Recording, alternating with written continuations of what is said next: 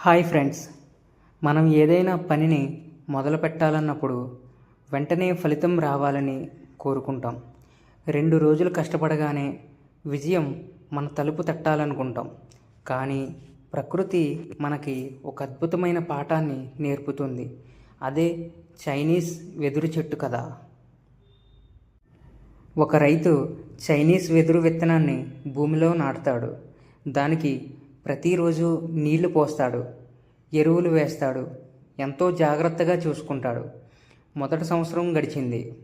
భూమిపై చిన్న మొలక కూడా కనిపించదు. పక్కనే ఉన్న ఇతర మొక్కలు అప్పుడే జానడి ఎత్తు పెరిగి ఉంటాయి. కానీ ఎదురు విత్తనం ఉన్న చోట మాత్రం నిశ్శబ్దం. 2వ సంవత్సరం రైతు తన పనిని ఆపలేదు. ఎండనక వాననక నీళ్లు పోస్తూనే ఉన్నాడు. కానీ భూమిపైన ఏ మార్పు లేదు. చూసేవాళ్ళు అక్కడ ఏమీ రాదు, నీ శ్రమ అంతా వృధా అని నవ్వుతుంటారు. 3వ సంవత్సరం గడుస్తుంది. 4వ సంవత్సరం వచ్చింది. కాలం వేగంగా కదులుతుంది. 4 ఏళ్ళు గడిచిపోయాయి. చుట్టుపక్కల అడవి పెరిగింది. కానీ ఈ వెదురు విత్తనం మాత్రం ఇంకా భూమి లోపలే ఉంది. ఒక్క అంగుళం మొక్క కూడా బయటికి రాలేదు. ఎవరైనా సరే ఇన్నాళ్ళు ఎదురు చూసి విసిగిపోయి ఆ ప్రయత్నాన్ని వదిలేస్తారు. 5వ సంవత్సరం వచ్చింది. అకస్మాత్తుగా ఒకరోజు భూమిని చీల్చుకుంటూ ఒక చిన్న మొలక బయటకు వస్తుంది. అక్కడి నుండి మొదలవుతుంది అసలైన వింత. కేవలం 6 వారాల్లోనే ఆ వెదురు మొక్క ఏకంగా 90 అడుగులు ఎత్తు పెరుగుతుంది. అవును, మీరు విన్నది నిజమే. ఇక్కడ మనం ఒక ప్రశ్న వేసుకోవాలి. ఆ వెదురు చెట్టు కేవలం 6 వారాల్లోనే 90 అడుగులు ఎలా పెరిగింది? లేక దానికి 5 ఏళ్ళు సమయం ఎలా పట్టింది? సమాధానం ఖచ్చితంగా 5 ఏళ్ళు. ఆ మొదటి 4 ఏళ్ళు అది పైకి పెరగలేదు.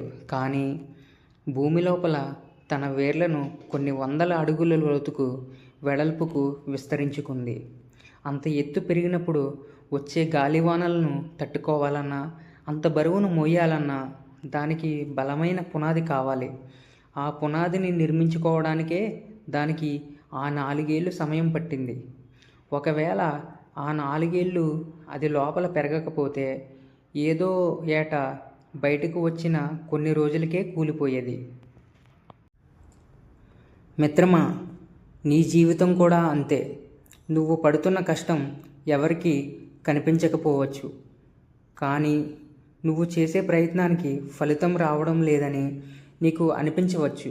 నీ స్నేహితులు, నీ చుట్టూ ఉన్నవాళ్ళు నీకంటే ముందుకు వెళుతున్నారని నువ్వు బాధపడుతూ ఉండవచ్చు.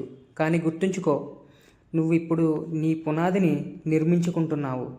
నీ ఓటమి నీకు పాఠం నేర్పుతుంది.